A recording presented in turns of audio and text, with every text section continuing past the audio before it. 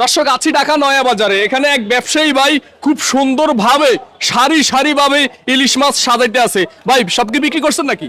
না এখন বিক্রি করুম, বিক্রি করার জন্য।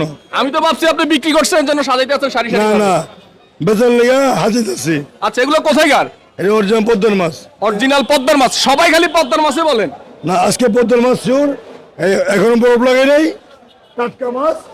আমি বরফ দেবো, বরফ আনছি, এই বরফ আনছি, কিন্তু বরফ আমি দেবো।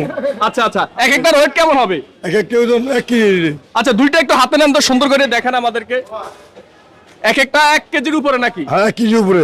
1 কেজির উপরে। হ্যাঁ। দাম কেমন চাচ্ছেন? 2500 টাকা কেজিটা। আরে কত বিক্রি করবেন? 2500। 2500 চাচ্ছেন? 2500ই হ্যাঁ। কে 1000 হয় না? না, এটা তো যেটা বলে দিতে দেবো আপনার কাছে। তাই ইলিশের কি দাম বেশি? হাটের দাম বেশি, পাওয়া যাচ্ছে না। একদম বাটার রেট বলেন। একবারে 2500 টাকা।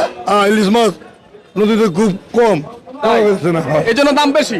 এই কারণে দাম বেশি। এখন তো সিজন চলে আসছে, এত দাম কেন?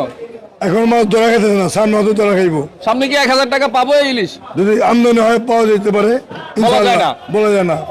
আচ্ছা দর্শক সবাই এই ভিডিওটা শেয়ার করে দিবেন।